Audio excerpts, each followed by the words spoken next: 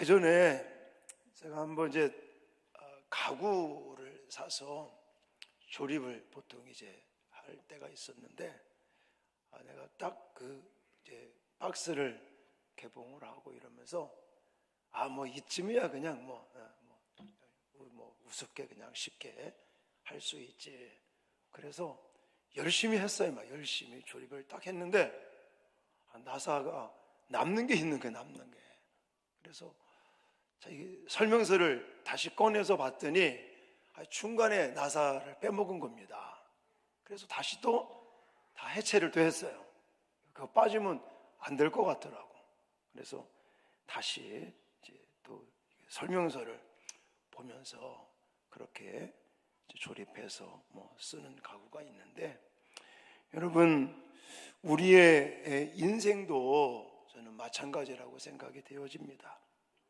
우리는 인생이라는 복잡한, 그러면서도 귀한 선물을 받아서 그 인생의 어떤 선물을 우리가 가지고 살아가는데, 여러분, 이 인생의 이 설명서, 이것을 펴지도 않고 그저 그냥 내 생각, 내 경험, 내 계획, 내 의지, 이런 것들을 막 앞세워서 살다 보면 제가 나사를 빼먹은 것처럼 뭔가 좀 이렇게 나사가 빠진 것 같은 그런 삶을 살 때가 있습니다. 그러다 보니 인생의 중요한 순간마다 우리는 나사가 빠진 것 같은, 어쩌면 허무함과 시행착오를 겪을 때가 많이 있지 않나 하는 생각이 듭니다. 자, 그런 의미에서 오늘 우리가 함께 공부하게 될 웨스트민스터 대요리 문답 제5문은 우리 인생의 창조주가 누구예요? 하나님이셔요. 우리의 인생을 직접 창조하시고, 그리고 우리의 인생의 가이드북, 설명서, 이것을 직접 쓰신 분이 하나님인 것을 우리는 믿습니다. 그래서 오늘 그런 이야기를 좀 같이 나누려고 합니다. 자, 먼저 제5 문제와 답을 화면 보시면서 같이 읽겠습니다. 시작. 성경이 주로 무엇을 가르칩니까? 성경은 주로 사람이 하나님에 관하여 믿어야 할 것과 하나님께서 사람에게 요구하시는 요구 의무를 가르칩니다. 아멘. 자, 우리가 성경을 읽으면서 성경을 이제 먹는다라는 표현을 제가 쓰자고 그랬죠. 성경을 먹으면서 성경에서 무엇을 말씀하는지 이거를 모르는 채 그냥 먹는 것보다는 성경에서 중점적으로 가르치려고 하는 게 뭐냐, 말씀하고 있는 게 뭐냐, 이거를 알고 우리는 성경을 먹자는 얘기죠. 자, 구약은 몇 권이죠? 39권. 신약은 27권. 그래서 신구약 66권이다 그럽니다. 참 이 성경을 가만히 보면 굉장히 좀 방대합니다. 저도 옛날 생각이 나요. 교회를 쭉 나가면서 자꾸 교회에서 이걸 선물을 막 주더라고. 그리고 읽으래. 자꾸 성경을 보래. 한번 이제 펼쳐봤죠. 옛날에 이 성경이 또 이렇게 안 돼 있었잖아. 이렇게 돼 있어도 이렇게. 글씨는 또 왜 이렇게 많어? 또 장수는 또 왜 이렇게 많어? 그냥 깨알 같은 이 글씨의 장수도 이게 작은 게 아니고 막 또 이렇게 읽어도 읽기가 힘든데 이렇게 읽으래. 아이고, 그러면서 이걸 어떻게 읽나 막 그런 적이 저도 있었거든요. 그러면서 어쨌든 양도 이게 적은 게 아닙니다. 엄청나게 양도 많은 데다가 성경에 보면 다양한 내용들이 포함되어 있는 게 사실입니다. 어떨 때는 정치 이야기도 나오잖아요. 요즘 우리가 역대하 말씀 보고 있는 것도 사실은 정치적인 이야기가 많이 들어있지 않습니까? 정치 얘기도 있고 뭐 경제, 또 문화, 뭐 사회, 역사, 이런 아주 다양하면서도 아주 방대한 내용들이 성경에 언급되어 있는 것은 사실입니다. 그러나 그 성경 안에 집중적으로 강조하면서 이야기하고 있는 게 있다는 거예요. 물론 방대한 데다가 분량도 많고 또 여러 가지 주제들을 많이 이야기하는 것 같지만 중점적으로 핵심적으로 강조하는 것은 정해져 있다는 거예요. 자, 예를 들어서 성경에 의학적인 얘기가 있을까요, 없을까요? 없다라고 말할 수도 있지만 있다라고도 말할 수 있습니다. 왜냐하면 너의 예를 들어 건강을 위해서 포도주를 좀 마셔라, 이거는 약으로 쓰라는 얘기였거든요. 그런 걸 따지고 보면 의학적인 얘기도 좀 들어있다라고도 말할 수 있는데, 자, 어쨌든 성경에서 중점적으로 핵심적인 주제로 다루고 있는 것은 그게 아니라는 거예요. 제가 요즘 역대하 말씀을 설교하고 있지만 역대하 말씀이 왕 중심으로 통치하는 이야기들이 나와 있지만 사실은 그 내용이 그냥 이스라엘의 어떤 왕들의 이야기, 역사의 이야기만 이야기하려고 그렇게 기록되어 있지 않다는 겁니다. 그러면 이 성경이 주로 우리에게 말씀하시는, 가르치는 게 뭐냐? 두 가지로 우리는 이야기를 할 수 있는데, 첫 번째는 하나님에 대하여 무엇을 믿어야 하는지를 가르치고 있다. 뭘 가르친다고요? 하나님에 대해 무엇을 믿어야 하는지를 이야기하고 있습니다. 자, 성경에는 하나님에 대한 이야기가 나오죠? 네, 하나님에 대한 얘기가 나옵니다. 그러나 이 성경에 하나님에 관한 모든 것이 다 이야기되어지고 있을까요? 그렇지 않다는 겁니다. 하나님에 관한 기록이 있긴 있어도 하나님에 대한 기록 모든 것이 다 들어있지는 않아요. 왜 그런지 아십니까? 하나님은 무한하신 분이기 때문에 그래요. 예를 들어서 하나님에 대한 것들을 우리가 다 기록해서 남긴다면 아마 이 세상에 쌓아둘 곳이 부족할 수도 있습니다. 예수님도 그랬잖아요. 예수님의 이 어떤 이적, 예수님의 행하신 일들을 기록해서 다 한다면 거기에는 어마어마한 기록물이 있게 될 거예요.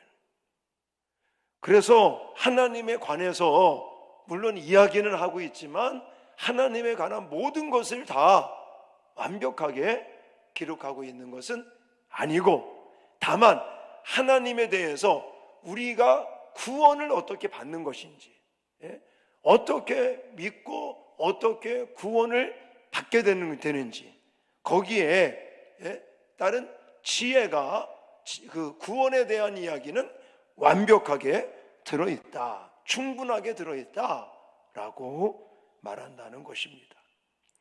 그래서 우리가 잘 알고 있는 디모데후서 3장 15절에 이렇게 말하고 있습니다.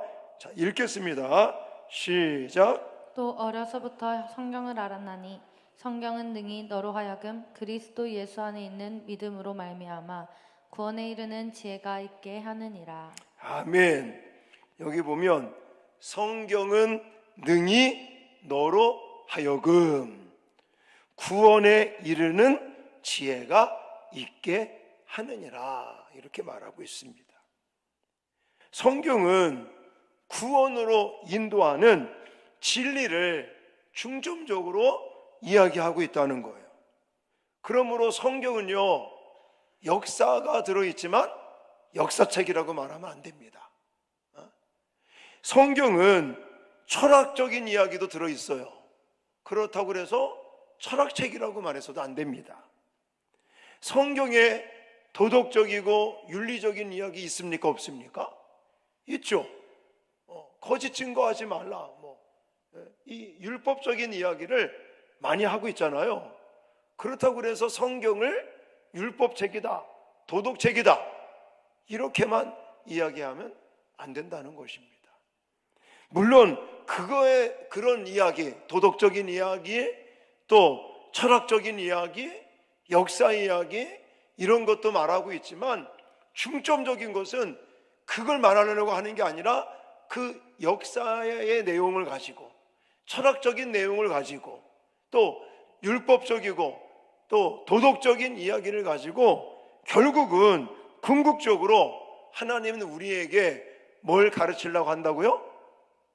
구원에 이르는 믿음에 대해서, 믿음이 무엇이냐, 믿음의 내용에 대해서 우리에게 이야기하고 있다라는 거예요. 그래서 요한복음 20장 31절에도 이렇게 말합니다.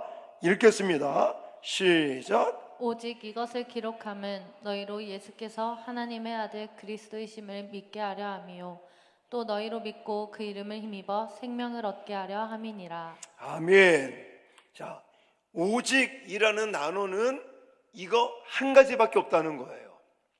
이것을 기록했다고 그러는데 이것이 뭐예요? 말씀, 하나님의 말씀, 성경을 가리키죠.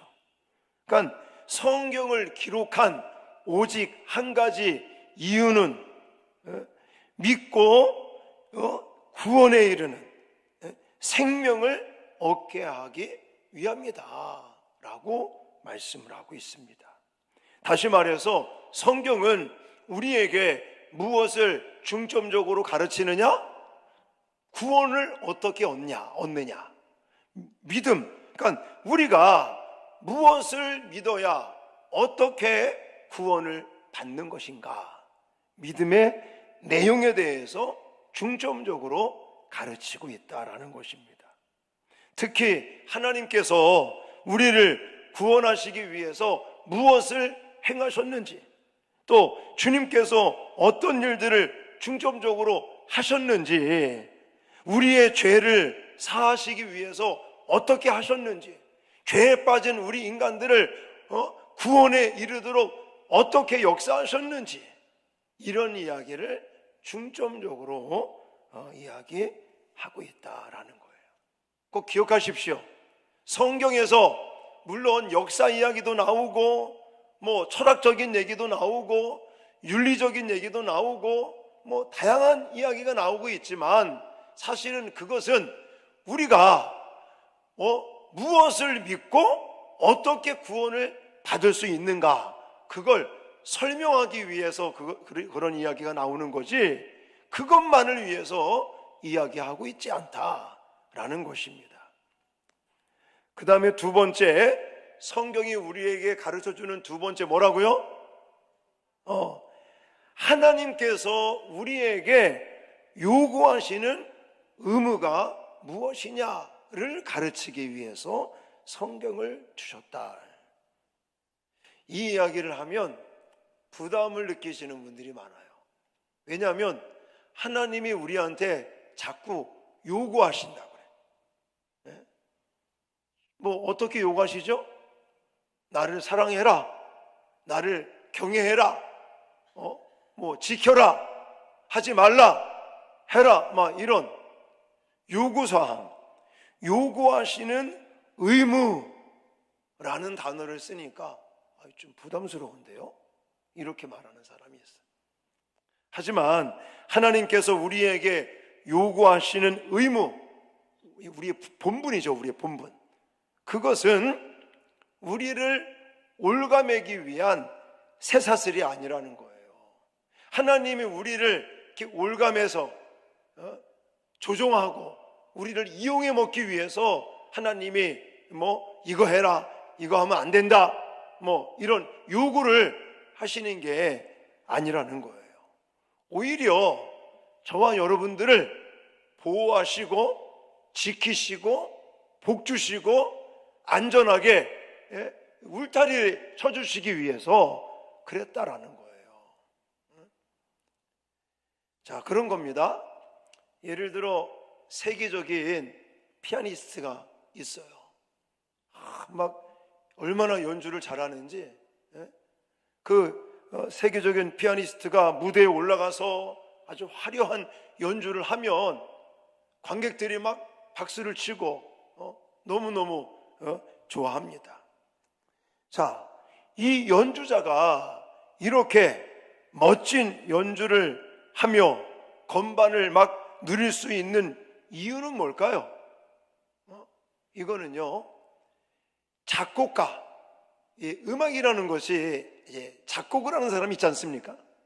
작곡한 사람의 그 악보에 따라 연주를 잘하니까 박수를 받고 환영을 받는 거죠. 만약에 지 마음대로 연주를 해, 그러면 그 사람은요, 인정을 받을 수 없는 거죠. 자, 작곡가가 써내려간 악보대로 연주를 잘하기 때문에 세계적인 피아니스트가 화려한 연주를 하고 나면 많은 사람들이 박수를 보내는 것입니다. 작곡가가 쓴 악보대로 철저히 순종하기 때문에 유명한 화려한 연주자가 되는 거예요. 만약에 악보를 벗어난 그가 만약에 음을 낸다면 그건 소음이라고 말할 수 있습니다. 악보를 지키는 음은 예술이 된다는 거예요. 우리도 마찬가지라는 거예요. 하나님이 우리에게 요구하시는 의무, 이것은 우리 인생이라는 이 악기가 가장 아름다운 소리를 낼 수 있는 뭐가 되는 거예요? 악보가 되는 거, 악보가.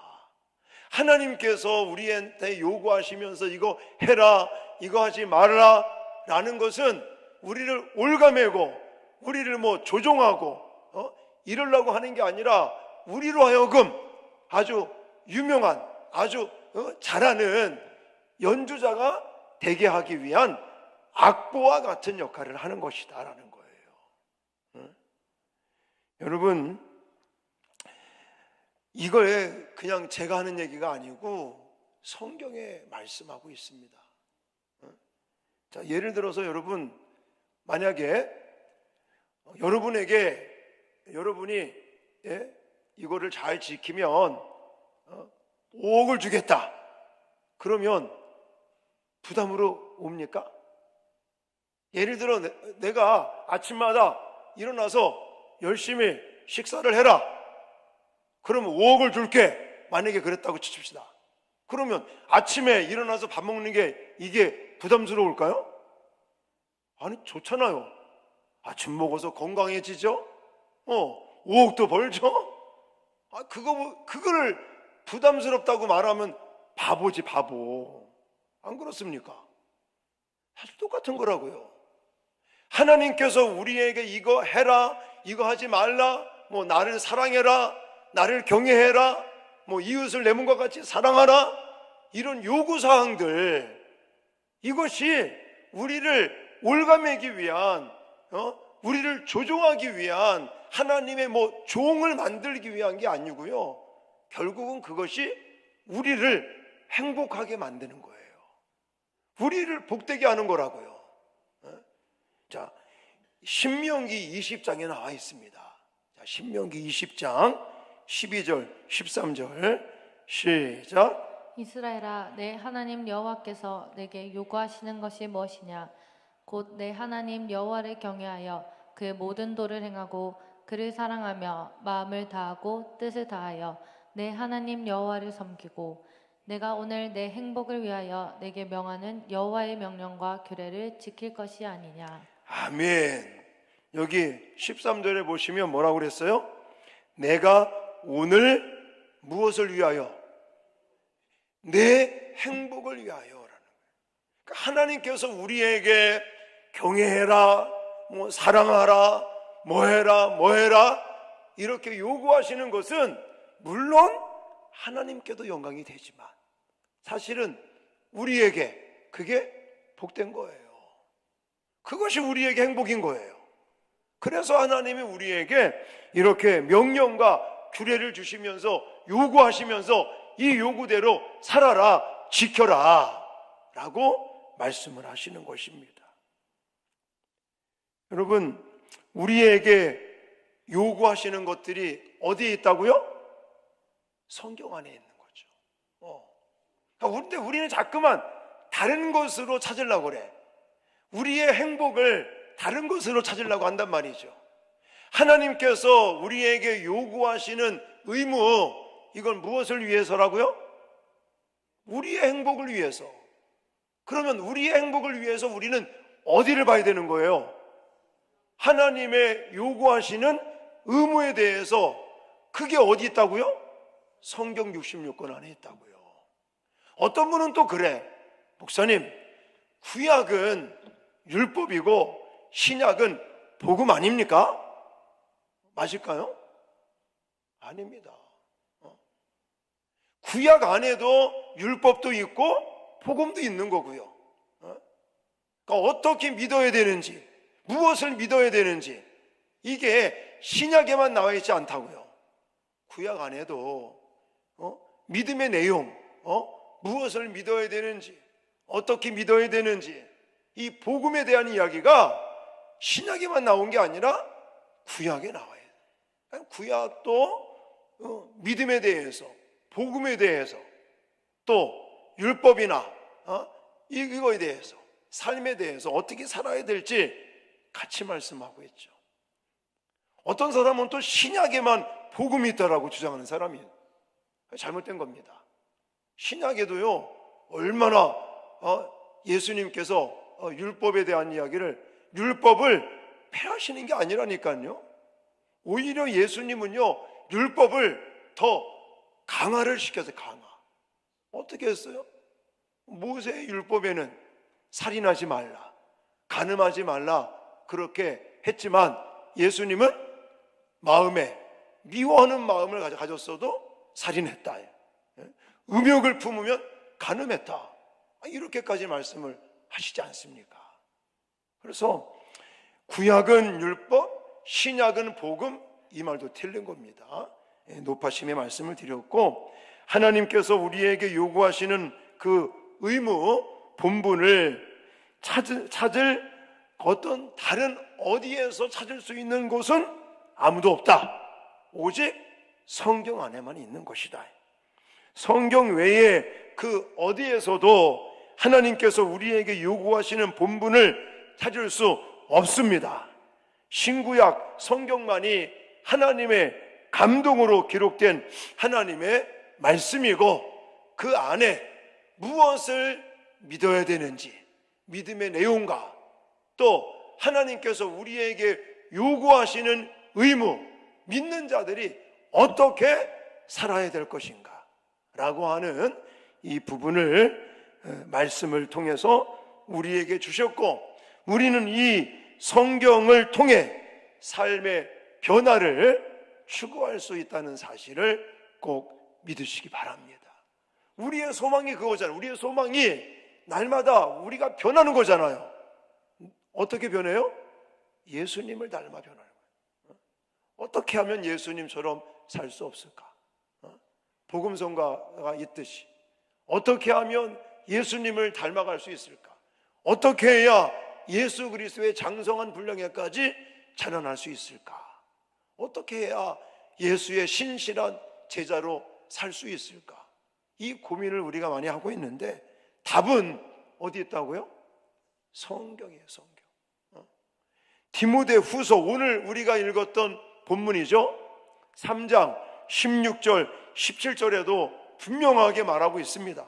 다시 한번 우리 큰 소리로 선포하며 읽겠습니다. 시작. 모든 성경은 하나님의 감동으로 된 것으로 교훈과 책망과 바르게 함과 의로 교육하기에 유익하니 이는 하나님의 사람으로 온전하게 하며 모든 선한 일을 행할 능력을 갖추게 하려 함이라. 아멘. 성령의 능력으로 우리를 변화시켜 하나님께서 원하시는 삶을 살게 한다는 사실을 기억하시기 바랍니다.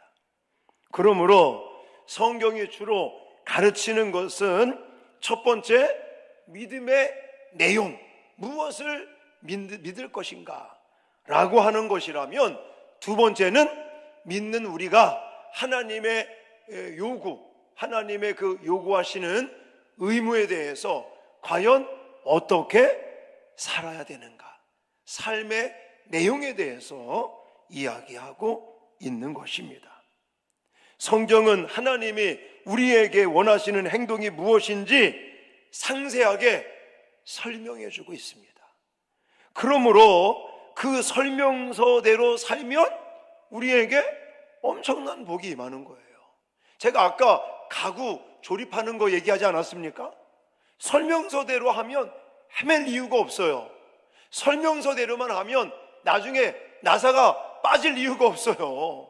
근데 설명서대로 안 하고 에이 뭐 이쯤이야, 내가 그냥 해도 충분히 할 수 있다, 그렇게 까불다가 나중에는 나사가 2개 빠져버려가지고 다시 다 또 해체했다가 다시 조립하는 그런 수고, 그런 시행착오를 겪듯이 우리의 인생살이도 하나님께서 매뉴얼로 주신, 하나님께서 어떻게 무엇을 믿어야 되는지, 또 어떻게 살아야 되는지 그 매뉴얼, 설명서를 우리들에게 성경 66권 신구약 말씀으로 주셨기 때문에 우리는 그것을 통해서 매뉴얼대로 살아가면 헤매지 않고 시행착오도 겪지 않고 하나님께서 정말 은혜와 복을 주신다는 사실을 꼭 기억하시기 바랍니다.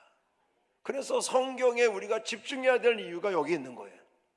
자, 여호수아 1장 8절에도 다 같이 읽겠습니다. 시작. 이 율법책을 내 입에서 떠나지 말게 하며 주야로 그것을 묵상하여 그 안에 기록된 대로 다 지켜 행하라. 그리하면 내 길이 평탄하게 될 것이며 내가 형통하리라. 아멘. 여호수아 시대 때 여호수아에게도 매뉴얼처럼 주신 말씀이잖아요. 이 율법책을 내 입에서 떠나지 말게 하며 주야로 그것을 묵상하여, 이것은 말씀을 먹는 행위를 가리키는 거죠. 우리 교회는 말씀을 어떻게 먹는다고 그랬어요? 읽고 듣고 또 큐티 묵상하고 암송하고 필사하고 공부하고, 할렐루야. 이런 방법을 통해서 열심히 하나님의 말씀 성경 66권 우리가 먹고, 그 먹은 하나님의 말씀대로 또 뭐하고? 실천하고 지키려고 몸부림치면요, 결국은 어떤 결과가 옵니까? 우리가 형통하게 돼요. 분명히 약속했잖아요. 내 길이 평탄하게 될 것이요 내가 형통하리로다. 할렐루야. 그러니까 하나님께서 자꾸만 이 성경에 집중해라, 성경을 먹고 지켜 행하라 라고 말씀하시는 건 물론 하나님께도 영광이 되지만 우리에게 뭘 주시려고? 평탄한 길을 주시고 형통한 길을 주시고 또 행복을 주시기 위해서 하나님이 이 성경 말씀을 우리에게 주셨다라고 결론을 내릴 수 있습니다. 마지막으로 이 순서가 중요합니다. 이 순서에도 의미가 있어요. 자, 우리가 지금 공부하고 있는 대유리 문답, 웨스트민스터 대유리 문답, 이 내용에 보면 2가지를 이야기했잖아요. 성경에서 무엇을 가르칩니까? 첫 번째가 뭐예요? 무엇을 믿어야 되느냐, 믿음을 먼저 강조하고 있어요. 두 번째는 어떻게 살아야 되느냐, 이 2가지를 얘기한단 말이죠. 근데 이 순서가 중요한 거예요. 옛날 많은 오해가 있었는데 사람들은 내가 이렇게 행하면 하나님께서 이렇게 복을 주신다, 이런 생각들을 많이 했습니다. 잘못된 생각이에요. 자, 성경에는 이 신학적인 의미가 많이 들어있지만 특히 오늘 제가 이 설명드리는 이 부분이 너무너무 중요합니다. 하나님을 믿음으로 구원받았기 때문에 우리는 감사함으로 이렇게 살아야 되는 거죠. 자, 예를 들어서 우리 아이들, 그러니까 부모님과 아이들의 관계를 한번 생각해 보시기 바랍니다. 자, 아이들이 부모님의 말을 잘 듣는 이유가 뭡니까? 내가 부모님 말씀 잘 들으면 용돈 많이 주니까? 물론 그런 것도 있겠지만, 사실 어린 아이들이 우리도 마찬가지. 저도 뭐 지금은 아버지가 됐고 4명의 아이들을 키워서 출가도 시키고 했지만, 어렸을 때 부모님 말씀에 순종하고 부모님 말씀 잘 들어야 될 이유가 뭔 거예요? 뭔 거예요? 그분들이 저를 낳아주셨잖아요. 그분들이 나를 낳아서 양육해 주시고, 뭐 학비다 내주시고, 뭐 필요한 거 다 내주시고, 그리고 부모님들이 자녀들의 행복을 위해서 그냥 노심초사 그렇게 일하고 뒷바라지하고. 우리 다음 세대 여러분들이 부모님 말씀에 순종하고 부모님 말씀을 따르는 이유는 다른 데 있는 게 아니라 내가 아들이니까, 내가 딸이니까. 조건이 없는 거예요. 이미 부모님으로부터 사랑받는 자녀인 것이죠. 그렇기 때문에 우리는 부모님의 사랑, 또 부모님의 그 지지나 우리를 아낌없이 후원해주고 또 뒷바라지해주고 하는 그런 모든 것들을 우리는 잘 알고 있고, 내가 더 성장하여 자립할 때까지 우리 부모님은 나에게 전적으로 모든 것을 지지해주고 또 뒷바라지 해주실 분이라는 그런 신뢰가 있기 때문에 부모님 말씀에 순종하고 따르고 그렇게 살아가는 거 아니겠습니까? 그 원리하고 똑같은 거예요. 우리가 하나님 앞에 이렇게 살고 저렇게 살고 하나님 말씀대로, 하나님의 요구하시는 의무대로 살아야 될 이유가 이미 하나님이 우리를 사랑하시기 때문에, 우리가 하나님께로부터 택함받고 구원받고 너는 내 아들이라, 너는 내 딸이라, 내가 너를 지명하여 불렀다, 너를 모든 민족 위에 뛰어난 민족으로 세워주실 것이다. 하나님이 우리에게 이미 복을 주셨고 앞으로도 주실 것을 우리는 신뢰하기 때문에 하나님 말씀에 순종하는 줄 믿습니다. 그리고 하나님도 너가 내 딸이니까, 너가 내 아들이니까 우리 같이 가자. 하늘나라를 향해서 내가 그때까지 너에게 은혜와 복도 줄 테니까 같이 가자꾸나. 우리 따라가면 되는 거 아니겠습니까? 그걸 부담스럽다고 제발 좀 그렇지 않기를 바랍니다. 아까 말씀드렸잖아요. 아침 잘 먹어라. 아침 잘 먹으면 내가 5억 줄게. 이것처럼 좋은 게 어딨냐고요. 하나님께서 우리에게 주신 요구하는 것이 사실은 그런 것들인 거예요. 근데 우리는 착각에 빠져가지고 왜 자꾸만 뭐 이거 해라, 이거 하지 말라 그렇게 왜 하느냐, 이렇게 부정적으로 생각하는 사람들도 있는데 그건 아주 바보스러운 생각이다. 자, 오늘 이 대의문답 제 5문답을 한번 결론적으로 정리하십시다. 성경이 주로 우리에게 가르치는 내용 2가지라고 그랬죠? 첫 번째는 무엇을 믿어야 되는가?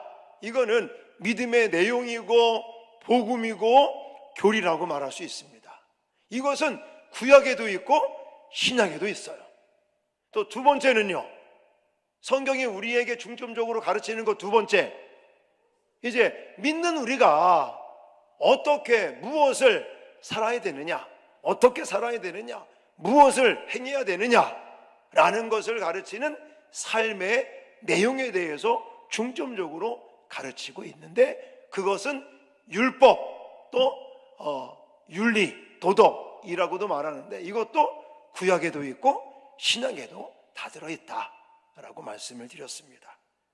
이 시간 어쨌든 나의 이 믿음이 하나님의 말씀을 통해서 세워져 가고 있는지, 그래서 우리는 이 하나님의 말씀을 날마다 어떻게 먹자고요? 읽고 듣고 또 큐티 묵상하고 또 암송하고 필사하고 또 공부하고 이러면서 하나님 말씀을 우리는 먹으며 집중을 하고 그 다음에 지키려고 몸부림쳐야 되겠죠. 이런 걸 통해서 날마다 내 의지가 아닌 나의 계획, 나의 목적이 아닌 하나님의 그 말씀의 매뉴얼대로 하나님의 뜻을 따라 하나님의 뜻을 찾고 그 뜻에 순종하면서 하루하루 정말 하나님께서 안내하시는 그 안내서대로 살아가며 하나님이 예비하신 은혜와 복을 누리시는 저와 여러분 되시기를 주님의 이름으로 축원합니다.